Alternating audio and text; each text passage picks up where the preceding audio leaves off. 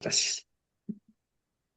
Bien, hermanos, muy buenas noches. Bienvenidos a esta nueva cápsula de fe de hoy, miércoles 13 de noviembre del año 2024, en el que vamos a entrar en el tema de San Pablo y sus epístolas, las cartas que San Pablo escribía para sus iglesias, que fue fundando a lo largo de toda la costa adriática, Europa, etcétera. Y vamos a ver un resumen, una pincelada de estas cartas, porque hablar de las cartas, nomás les digo que en el Colegio de Biblia hay un curso de 6 meses que habla de las cartas de San Pablo y luego de varias de ellas hay un curso por cada una de esas cartas que dura 6 meses también.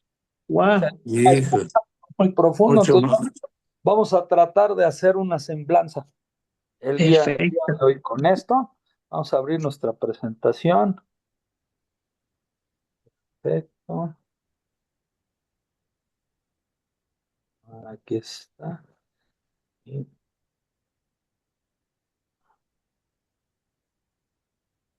ya se ve la presentación. Sí, sí, Perfecto. sí, cápsulas Muy de bien. correcto. Sí, Santiago se ve muy bien. Epístola. Muy bien, Sí. muy bien. Entonces, bueno, pues vamos a empezar con estas cápsulas de fe. San Pablo y sus epístolas apóstoles. Vamos a Perfecto. tener este temario, hermanos. Pero vamos a hacer una introducción al tema. Pues vamos a ver la clasificación de las epístolas paulinas, cómo se clasifican las cartas de él, sus 13 epístolas. Y vamos a hacer una pequeña semblanza de las 4 grandes epístolas de San Pablo. La carta a los Gálatas, 1 y 2 de Corintios y la de Romanos. ¿Sí? Primero, tenemos que considerar que los escritos paulinos son cartas de tanto valor doctrinal y de tanta profundidad sobrenatural como un evangelio, como si fueran un evangelio. Pero, por otro lado, no hemos de olvidar que las epístolas que Pablo nos ha dejado son escritos de ocasión. Esto es, no son tratados de teología, sino respuestas a situaciones concretas. De repente, San Pablo se enteraba que había problemas en iglesias que él había fundado, conocía el problema y les mandaba una respuesta, una exhortación a través de una epístola. O sea, se comunicaba de esa manera con sus iglesias. Estas no son cartas puramente privadas ni epístolas puramente literarias, sino son exposiciones que Pablo destina a lectores concretos y, en último término, a todos los fieles de Cristo. Mas no dejan por eso de ser extraordinariamente valiosas, tanto más cuanto que su riqueza y variedad nos permiten encontrar verdaderamente lo esencial del mensaje paulino. Al hilo de las circunstancias y según los diferentes auditorios, se descubre una misma doctrina fundamental, centrada en torno a Cristo, muerto y resucitado, pero adaptada, desarrollada, enriquecida a lo largo de aquella vida entregada a todos. ¿Sí? En estas cartas se muestra la teología de San Pablo, desarrollada bajo el impulso del Espíritu Santo que dirigía su apostolado. Digamos como que eran cartas de ocasión, como se menciona, pero que a lo largo de ellas fue desarrollando toda su teología de un valor doctrinal altísimo, el que tenían estas. Bueno, ¿cómo se clasifican las epístolas paulinas? El orden en el que se presentan las epístolas de Pablo es muy variado. Se pueden mencionar 3 criterios para su clasificación. Primero, el orden canónico, el orden cronológico y el orden temático. Se pueden clasificar de esas 3 maneras generalmente. El orden canónico es usado, por ejemplo, en la Biblia de Jerusalén, donde se presentan las epístolas de acuerdo a la dimensión de cada una de ellas, de la más larga a la más corta. Según este criterio, se presenta primero la epístola a los romanos, que es la más amplia, con 16 capítulos. Y la última es la de Filemón, la carta a Filemón, con un solo capítulo, una carta muy cortita, pero no por eso menos valiosa. El otro orden, en el orden cronológico, se fija el orden según el momento en que fueron escritas. Esto es su cronología. Un posible orden puede ser el siguiente, se dice posible porque es muy difícil establecer fechas con precisión de sucesos de hace 2000 años y de donde se tiene poca documentación, pero se cree que fue este el orden cronológico. Primero, en el año 51, escribió la primera y la segunda de Tesalonicenses. En el año 53 fue muy prolífico, escribió 4 epístolas, la de Gálatas, Filipenses, Filemón y Colosenses. En el 54 escribió Primera de Corintios, en el 55 Segunda de Corintios, en el 56 Romanos, de ahí se brinca hasta el 67 con la Segunda de Timoteo. La de Efesios no se tiene un año eh, y en los años 80, 90, Tito y Primera de Timoteo, que pues se cree que tal vez hayan sido escritas por discípulos de él, etcétera, con alguna intervención, ¿verdad? Este orden cronológico, hermanos, es importante porque nos muestra la evolución de San Pablo, la evolución teológica, la evolución doctrinal de San Pablo. Si leemos de sus primeras epístolas a las últimas, vemos su progreso, el desarrollo de su teología, su crecimiento como teólogo, como predicador. Este es un orden importante si se quiere estudiar a San Pablo desde ese punto de vista. Finalmente, el orden temático, en mi opinión, el más interesante. Este orden temático las distribuye en 4 grupos a sus cartas. Un grupo está conformado por 2 epístolas de contenido escatológico, la primera y segunda de Tesalonicenses. Recordemos que la escatología es la rama de la teología que estudia las realidades de los últimos tiempos, el fin del mundo, el juicio final, etcétera. Entonces, hay estas 2 cartas escatológicas. San Pablo.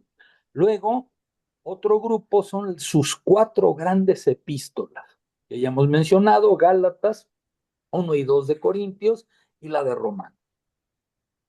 Un tercer grupo son las 4 epístolas de la cautividad, así se le llaman, en las que Pablo se declara prisionero. Filipenses, Colosenses, Efesios y la carta a Filemón. Así se les llama de cautividad porque fueron años en los que Pablo estuvo encarcelado, estuvo prisionero. ¿Sí? Prisionero, pues por causa de la palabra, por su predicación y todos los problemas y confrontaciones que tenía por esa causa. Y el cuarto grupo son sus 3 epístolas pastorales, a Tito y las 2 de Timoteo. Este es el orden temático, si lo queremos ver así, en esos temas. Es un orden importante para estudio de la doctrina paulina, de la teología paulina. Se estudia bien en esta clasificación. Vamos a entrar, hermanos, ahora ya a sus epístolas. Vamos a ver la epístola a los Gálatas. ¿Sí?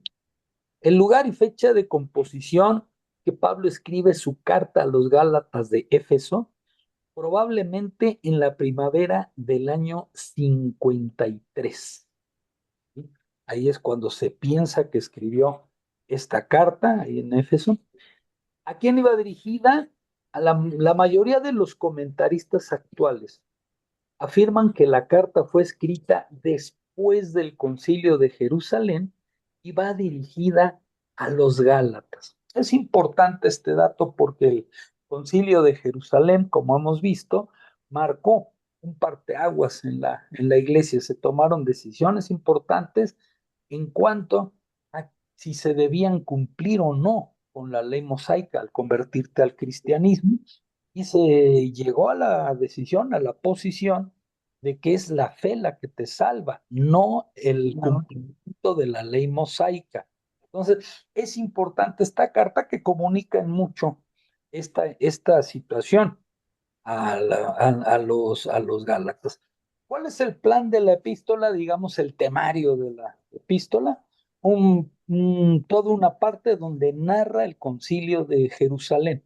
Narra todo lo que ocurrió, cómo ocurrió, a qué se llegó, en qué quedaron, etcétera. Hace una descripción. Es muy buena esta carta para que conozcamos un poco a fondo este tema, porque pues, es la fuente más importante por la que se conoce, ¿sí?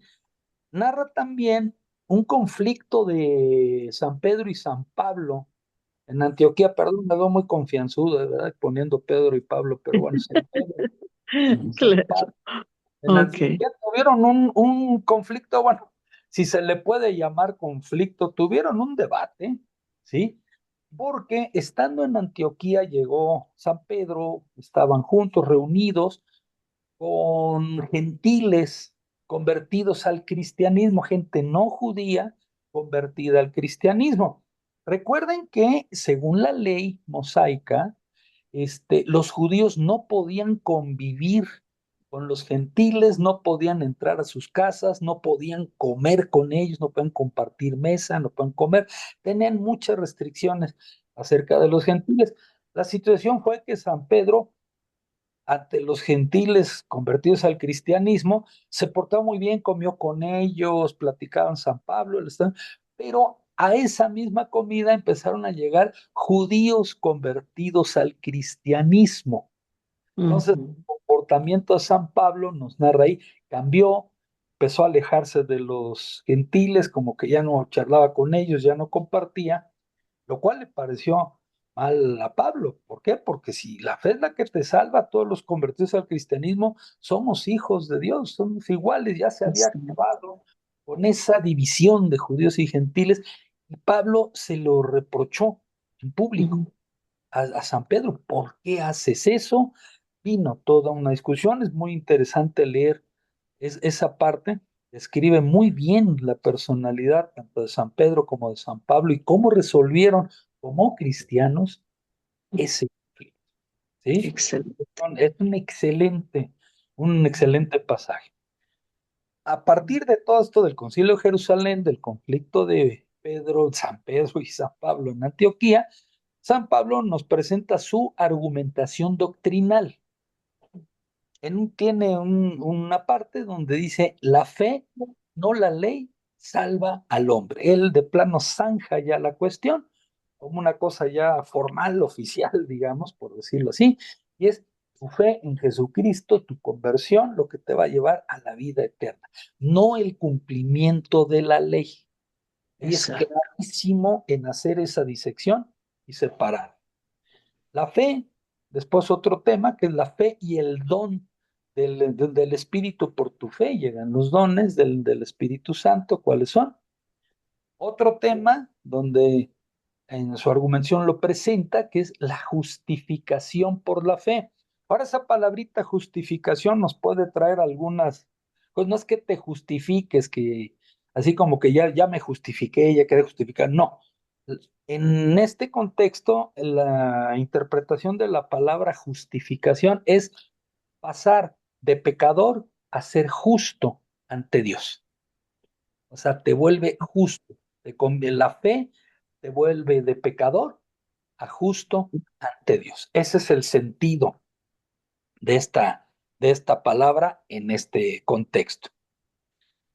Y continúa la carta haciendo exhortaciones concretas. Primero, la libertad cristiana. El cristiano no está atado ni a sus vicios, no está atado a sus caprichos, tiene la libertad que le da el creer en Jesucristo, en seguir el camino. Se va liberando del mundo, de sus tentaciones, de sus cosas. Después hace una exhortación a la libertad y el servicio del amor. En esa libertad sirve, pero sirve por amor, ¿sí? Es un tema también muy bonito, muy profundo que nos escribe aquí San Pablo. Luego la exhortación caminada al impulso del Espíritu. Deja que sea el Espíritu Santo el que guíe tu vida. Lo has recibido por el bautismo, el Espíritu viene a ti, pero deja que Él guíe tu vida, sé dócil, ¿sí? A lo que el espíritu te impulsa a hacer, no te le resiste.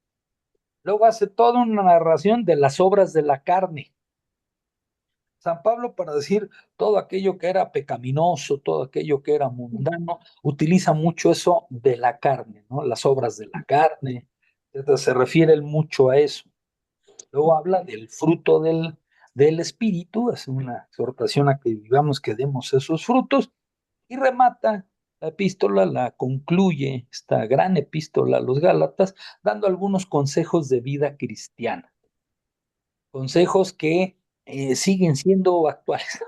Todo esto sigue siendo de una actualidad. Ujú, Finalmente es palabra de Dios, es palabra eterna. Son ujú. válidos en todo momento, para toda circunstancia. Ya nos da algunos consejos de vida cristiana. Es una carta que vale la pena leer con detenimiento, con profundidad, tratando de entender, de asimilar toda esta doctrina que nos pone aquí San Pablo. Correcto. Ahora, la primera epístola a los Corintios son primera y segunda cartas muy especiales, muy, muy, muy especiales. Como antecedente, Pablo viajó a Corintio en la primavera del año 50 y permaneció allí hasta septiembre del 51. En 18 meses logró implantar la fe de Cristo en esta ciudad moralmente perdida. Se destaca esto porque es todo un logro, esto que Excelente. Pablo en 18 meses. Tómense en cuenta, el entorno del mundo en aquellos años era muy distinto al de ahora. En aquellos años, los grandes puertos de mar, ¿sí? Eran ciudades que fácilmente caían en la perversión, en los vicios, por la gran cantidad de gente que pasaba por ahí. Venía gente de todo tipo, venía gente que venía ya cansada, etcétera, etcétera. Entonces eran centros de vicio, de perversión, ciudades muy difíciles. Así fue hasta, digamos, más o menos mediados del siglo pasado, en el que ya se desarrollaron otras vías de comunicación aéreas, etcétera. Y ya se ha reducido un poco eso, pero eran ciudades muy difíciles. Corinto, perdón, un puerto de mar importante, un puerto de comercio muy, muy importante. Ahí llegó San Pablo y en 18 años fundó una iglesia muy sólida 18. para implantar Correcto. la fe de Cristo. Ellos saben. Muy bien. Esta primera epístola a los Corintios fue escrita hacia el verano del 54, o sea, no la escribió mientras estuvo en Corintio, la escribió después, unos 3 años después de haber salido de Corintio, fue cuando la escribió. Pero tuvo un contexto, una razón de ser esta carta muy, muy especial. Primero, Pablo recibió noticias de la existencia de divisiones en la comunidad ahí en Corintio y de un Ujú. grupo de cristianos que se creían súper sabios. ¿Dónde he visto esto? No sé, dejen de hacer memoria. Es, Ok. ¿verdad? Y pues como, Es ¿verdad? En 2000 años no hemos cambiado mucho, pero bueno, nadita. tenía ese contexto, le llevaron la noticia de esos problemas y con Súper sano. escribió esta carta. Además, los corintios le habían pedido por carta a Pablo, los corintios le mandaron una carta a Pablo solicitándole aclaración sobre 4 temas concretos que les expusiera, ¿sí? Acerca de esos temas. Bueno, entonces Pablo responde a esa situación con esta carta que tiene el siguiente plan. Primero, habla de las divisiones de la iglesia de Corinto en un contexto de no divisiones y unión. Sí, o sea, dejémonos, no es cristiano estar divididos. Perfecto. Esto sigue siendo actual porque hasta en las familias estamos divididos. De veras es una cosa que no logramos superar, ¿verdad? Bueno, se refiere después a algunos escándalos fuertes en la iglesia de Corinto, de los cuales recibió él noticia, ¿verdad? Primero, el caso del incestuoso. Hubo un caso incestuoso en Corinto donde una persona se casó con la viuda de su papá, no su mamá, sino una segunda esposa Ujú. de su papá, y se casó con ella y provocó un escándalo terrible. Y pues, San Pablo da la postura doctrinal a ese respecto. pues habla de las relaciones con los cristianos pecadores. O sea, los cristianos no por ser cristianos no somos pecadores por nuestra naturaleza de hombres, así somos, pero aquí Pablo nos expone cómo relacionarte entre cristianos pecadores, o sea, no al rechazo, o sea, un sí a la misericordia, un sí al perdón, etcétera, no al rechazo que provoca división, fragmentación, etcétera. Una argumentación bastante buena de San Pablo. Luego toca un tema muy curioso, el recurso a tribunales paganos, ¿sí? Y él dice porque hubo un pleito, un conflicto fuerte entre algunos miembros de la iglesia de Corintio y se demandaron civilmente, fueron a un tribunal y se Oh, demandaron. Y San Pablo dice que los cristianos no debemos resolver nuestras diferencias en un tribunal pagano, los llama paganos. Sería un tribunal civil, pues, ¿sí? Pero sí, de plano, les dice que son tribunales paganos y que los cristianos no debemos resolver nuestras diferencias entre nosotros en un tribunal civil, que debemos ser con el Espíritu Santo en medio de nosotros resolver cristianamente nuestras diferencias. Todo un correcto. tema, todo un enfoque muy, muy interesante por parte de él, ¿sí? Habla también de los vicios del paganismo y todo lo que sucede, lo que recurre del paganismo, y habla de la fornicación, que pues digo, al tocar el tema se ve que los corintios no tenían muy claro cuál debe ser la conducta, el enfoque de esto, y les da todo toda su argumentación doctrinal a este respecto. Y luego les expone, en la segunda parte de la carta, la solución a diferentes problemas, diferentes situaciones. Digamos, les habla del celibato, la virginidad y el matrimonio. Toda su doctrina, toda su exposición teológica y doctrinal sobre este tema. También habla un tema muy de esa época, las carnes inmoladas a los ídolos. En aquellos años era muy común en la antigüedad sacrificar animales a los dioses. De hecho, en el judaísmo también se hacía. Sacrificaban palomas, corderos, reses, etcétera, en remisión de sus pecados, vaya, todas una serie de cosas, pero también los ídolos. Acuérdense que les sacrificaban víctimas hasta para apaciguar a los dioses y tenían toda una serie de cosas, pero luego la carne de esos animales, pues se la comían. ¿Sí? Entonces, mucho tiempo, o sea, el judaísmo prohibía expresamente comer la carne de animalitos que hubieran sido inmolados a los ídolos, o sea, sacrificados para un Ok. ídolo pagano. No debía comer, pero aquí los convertidos al cristianismo, sobre todo judíos convertidos al cristianismo, decían, pues oye, nosotros nos salvamos por la fe, no por la ley, podemos comer la carne de los hilos. Sí, sí puedes comerla, pero si ves que le vas a causar escándalo a un hermano que todavía no está muy compenetrado, no lo hagas para evitar que se escandalice, se confunda, no sepa qué pensar. Habla de las asambleas litúrgicas, cómo organizarse, todo un tratado acerca de eso. Habla de los carismas del Espíritu Santo, cuáles son los carismas, cómo los reparte, y muestra, ¿no? Cómo en las comunidades cristianas el Espíritu está repartiendo carismas que efectivamente, cuando lo vemos así, sí, en toda comunidad cristiana pues, está el que sabe hacer esto, el que tiene tal otro carisma, y esa división es muy clara, un tema también muy bonito, muy profundo de San Pablo, y finalmente termina la carta hablando de la resurrección de los muertos. Tema que, pues bueno, era un tema pues, muy novedoso, ¿verdad? Esto de la resurrección de los muertos. Entonces él hace la exposición doctrinal de este tema, de la resurrección de los muertos.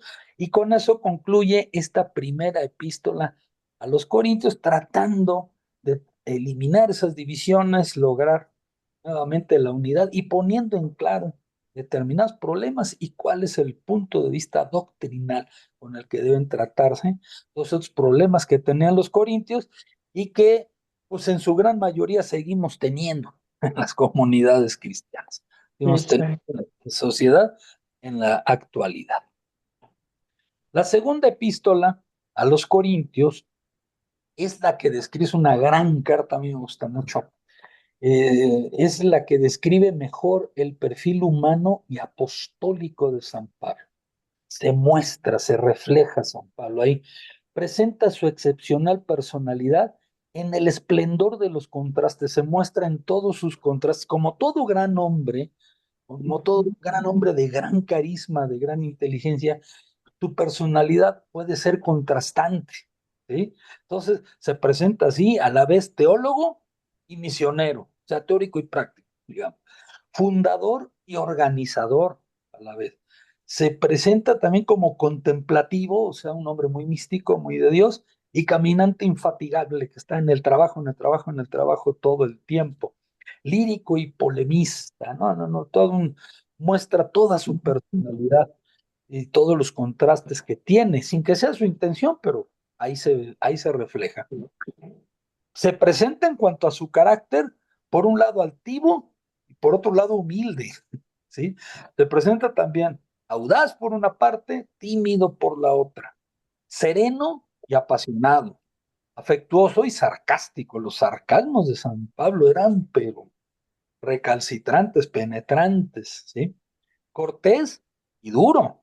San Pablo cuando hablaba en serio, cuando ponía las cartas sobre la mesa, era un hombre duro, no se ahorraba palabras ni dureza en esto. Generoso y amargo, prudente y arrebatado. Así era el carácter, así se muestra en esta carta. Se piensa que esta carta fue escrita en partes, que después fueron agrupadas, fueron, digamos, varias cartas, que luego se les dio una unión, se les dio un sentido, una hilación a estas. Para entender esta carta, y veamos el contexto, en la que el apóstol abre de par en par su corazón. Es una carta muy confesional donde él abre su corazón por completo. Es necesario para esto conocer algunos hechos ocurridos en los años 54, 55 de nuestra era, que fueron para San Pablo de intensa actividad apostólica, misionera y profundos sufrimientos. Fueron años muy duros para él, ¿sí? Vamos a ver por qué. En el verano del 54, estando San Pablo en Éfeso, recibió noticias alarmantes. La persona y la autoridad de Pablo habían sido profundamente cuestionadas en la iglesia de Corintio, ¿sí? Algunos judíos convertidos al cristianismo llegaron a Corintio y predicaban y negociaban con la palabra de Dios, ¿sí? Se les llamaba los judaizantes. Eran judíos convertidos al cristianismo, pero que tenían toda una mezcla del cristianismo con la ley judaica, la ley mosaica, y predicaban de esa manera que también tenías que respetar la ley, una serie de cosas, pero además hacían negocio con su predicación, ¿sí? Negociaban con la ley y empezaron a cuestionar a San Pablo de una manera muy fuerte ante los corintios. Hablaban de él en un acto, pues francamente cobarde. No se habla así de un ausente, de alguien que no está presente para poderse defender. Pero bueno, ese es el contexto. San Pablo, siendo como ya lo estamos conociendo, decidió entonces hacer una visita relámpago a Corintio. San Pablo no era él era de ir y enfrentar las cosas. Él andaba con cuál las enfrentaba de manera directa, pero esta visita a Corintio resultó un fracaso. En un altercado con un miembro de la comunidad, sostenido con seguridad por los intrusos judaizantes, el apóstol fue profundamente ultrajado y humillado, ¿sí? Pablo tuvo que dejar Corinto prometiendo regresar otra vez. O sea, fue cuestionado en ese contexto muy duramente. Entra este grupo ahí a mover las cosas en la iglesia de Corinto, desprestigiando a San Pablo, etcétera, y llegó y él delante de todos fue humillado, fue ultrajado, etcétera, etcétera, y pues San Pablo se retiró de ahí prometiendo regresar otra vez. Les escribe esta carta con un temario, un plan, en el que Pablo primero defiende su conducta. Les habla de que modificó su plan de viaje para ir con ellos y plantea el ministerio apostólico como un ministerio del Espíritu. es el Espíritu Santo el que te hace ministro, te hace apóstol. Él es el que te inspira para que vayas con esto. Habla también de otro proyecto que tenían por ahí, que era una colecta para los pobres de Jerusalén. Había todo un problema fuerte en Jerusalén. Ahí en la carta lo describe bien y pedían que se hiciera una colecta entre las iglesias que había por el mundo para ayudar a los hermanos de la iglesia de Jerusalén. Entonces les habla de esto, se dirige a las iglesias de Corintio y las iglesias de Acaya, solicitando su aportación generosa para ayudar a estos hermanos. Tema que también luego se ve en otras cartas, tuvo también sus chismes y sus repercusiones esto de la colecta, ¿sí? Luego hubo cosas ahí que no se la quisieron recibir en Jerusalén por conflictos y cosas. Bueno, todo un caso esta colecta de Jerusalén. Ahí nos describe todo eso. La apología de Pablo, él se defiende, él presenta su postura, su defensa ante todas esas acusaciones, todas esas confrontaciones que tenían, y les habla primero de la autoridad del apóstol y su área de trabajo, ¿sí? Da una respuesta a la acusación que le hicieron de cobardía. Responde también a la acusación de debilidad, ¿sí? Y marca, les expone que Corinto es un campo que Dios le ha dado. Es Dios el que lo envió ahí. Presenta sus credenciales de apóstol y su visita a Corintio, diciendo cuáles son los signos distintivos de un apóstol. ¿Cómo puedes distinguir a un apóstol de Dios? ¿Cuál es su signo, su perfil, por decirlo de alguna manera? Y les anuncia su tercera visita a Corintio. Después, en otra parte de la carta, Pablo se siente obligado a elogiarse, ¿no? Para contrastar su actividad con la de los otros misioneros, ¿sí? Les pide, empieza esto pidiendo que le soporten un poquito de locura, ¿sí? A lo cual me uno yo también, y creo que muchos nos Exactamente, sí. pide que le soporten un poquito de locura. Establece que la proclamación gratuita del Evangelio de Dios, gratuita, no se Exacto. negocia, no se No sé. vende la palabra de Dios. Una cosa es que los fieles demos aportaciones generosas, voluntarias para el sostenimiento del templo, del sacerdote, es una cosa, pero la palabra, el Evangelio de Dios no se vende, no se condiciona. Si no das en la colecta, no es, no, no, no. Y eso lo establece desde ese entonces, San Pablo. Habla de los falsos apóstoles, a los que califica como obreros engañosos, gente que engaña, ¿sí? Y pues que siempre ha sido, y que es un tema muy actual. Tenemos muchísimos falsos apóstoles, nomás pongan la tele y vean la cantidad de gente que se anuncia con cosa y media, cosas verdaderamente ocurrencias y unas revolturas terribles. Bueno, y habla de Sí. las glorias de San Pablo, de sus glorias. Una gran carta, por ahí, entre otras, también se le conoce como la carta de las lágrimas, junto con otra, donde él abre su corazón a todo esto. La epístola a los romanos, finalmente, hermanos, es la gran epístola de San Pablo, la epístola de epístolas, la carta de cartas, ¿sí? De San Pablo. La epístola a los romanos ha tenido un papel excepcional en la historia del pensamiento cristiano. Numerosas tesis de teología tienen su origen en esta carta. O sea, muchos teólogos abrevan de esta carta para sus reflexiones, para sus trabajos, etcétera, en materia de teología.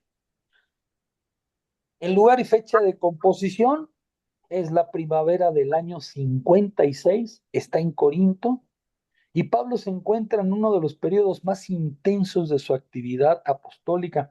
A Pablo no lo frenaba nada, no lo paraba nada, o sea, no dejaba de estar en movimiento, en trabajo por la palabra del Señor. El objetivo de esta epístola es muy especial. Una epístola, llamémosla estratégica, si la podemos calificar de alguna manera. Pablo desea ir a Roma y confirmar en la fe a los creyentes. Había un grupo de gente convertida al cristianismo en Roma y él se quiere dirigir a ellos. Habiendo terminado su misión en Oriente, quiere explorar nuevos campos de actividad misionera y hacer de Roma el punto de partida de sus viajes al occidente.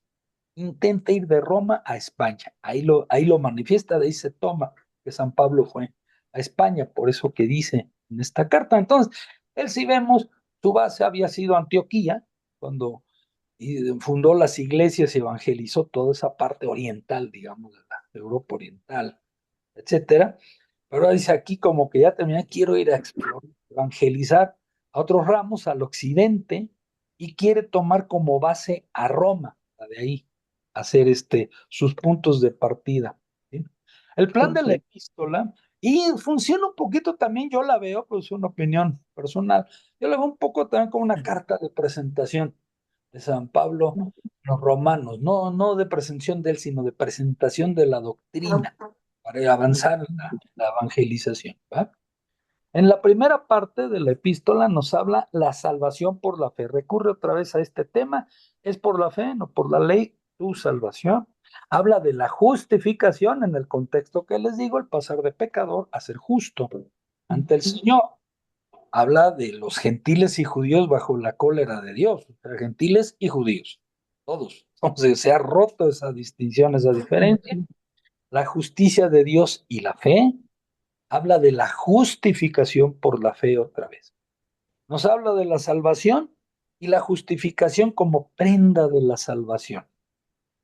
Habla de la liberación del pecado, Adán y Jesucristo, poniendo a Jesucristo como el nuevo Adán, el nuevo hombre, que si por uno, donde dice esa famosa frase, si por uno entró el pecado al mundo, por uno vendrá la salvación del mundo. ¿Sí? Todo un tema ahí de San Pablo. Desarrolla el tema de que estamos muertos al pecado, pero vivos para Dios, al convertirnos al cristianismo con la fe en Jesucristo. Liberación de la condenación de la ley. Él insiste mucho en eso, insiste mucho, mucho, mucho en ese tema. La vida del cristiano bajo el impulso del Espíritu vuelve a tomar y desarrolla muy bien el tema de que la vida del cristiano debe ser a impulso del Espíritu. Sé dócil a los impulsos del Espíritu en tu vida. En una segunda parte habla del misterio de Israel. El pueblo de Israel habla de los privilegios de Israel, la presente exclusión de Israel. Los judíos no quisieron reconocer la justicia, la tuvieron a Jesús y no la quisieron reconocer, pero la misericordia de Dios para judíos y gentiles. Dios no califica, no revuelve, abre para todos su misericordia. Y hace un himno hermoso, hermoso, hermoso, el himno a la sabiduría de Dios. Tema muy, muy bello que desarrolla aquí San Pablo. En una tercera parte de la epístola a los romanos habla la vida nueva en Cristo. Tenías una vida anterior bajo la ley o en la oscuridad de que no creías en el paganismo, pero ahora tienes una vida totalmente nueva en Jesucristo. Vuelve a hablar de hacer exhortaciones de vida cristiana. Él era muy exhortador, tenía mucho eso, y habla de la caridad hacia los débiles en la fe, ¿sí? Es algo que a la fecha nos sigue persiguiendo eso, ¿verdad? De repente con la gente que vemos débil en la fe tendemos más a juzgarla y condenarla. Cierto. Caridad y enseña y acogimiento hacia ellos. Es algo desgraciadamente que no hemos logrado darle la vuelta, ¿verdad? Ahí San Pablo hace toda una exposición de ello. Concluye la carta hablando su ministerio apostólico de Pablo, habla de su programa de viaje a Jerusalén, a Roma y a España, ¿sí? Dirige algunos saludos personales, él siempre iniciaba y terminaba la carta con saludos y todo esto, los pone en guardia contra falsos maestros, tengan cuidado con los falsos maestros, con los engañadores, manda saludos desde Corintio y remata con la doxología final en la carta a los romanos. Pues bien, hermanos, este es el tema muy rapidito, muy superficial. Ok. Le damos gracias a Dios, pero es un tema que para profundizarlo sí toma bastante tiempo de estudio podremos ir dedicando, hemos pensado también dedicar algunas cápsulas a cartas y a partes concretas de las cartas para ir ampliando un poco toda esta gran teología de San Pablo, ¿verdad? Le damos Claro. muchísimas gracias al Señor, ¿verdad? Por esta ocasión que nos da de conocer su palabra, hermanos, y muchísimas gracias. Un abrazo a todos. Nos vemos el próximo miércoles en nuestra cápsula de fe, donde vamos a tener nuestra lección divina mensual, ¿sí? Perfecto. Ok, muy Muchas bien. gracias. Muy bien. Sí lo pronuncié bien, ¿verdad, Esperanza? Ahora sí me salió. Lección. Es que me regañan porque yo digo lectio. No, es como lección. decide. Lección. Lectio, divina. lectio. Sí, Fabiano, Decio. Ya voy a Tienes que ensayarlo muchas veces. Pues bueno, Ajá. hermano, muchísimas gracias. Hermano, les mando a todos un abrazo, que Dios nos bendiga y nos vemos el próximo miércoles. Ok, Muchas muchísimas gracias. gracias. Gracias, Luis Miguel. Hasta luego, Gracias, buenas amigos. noches. Cuídense Felicidades. mucho, cuídense mucho. Buenas noches, que duerman bien. Hasta Gracias. luego. Igualmente, gracias. Adiós. Bonita noche, que Dios los bendiga. Igual, Igualmente, Buenas gracias. noches para todos. Buenas noches. Buenas noches. ay, no quiere.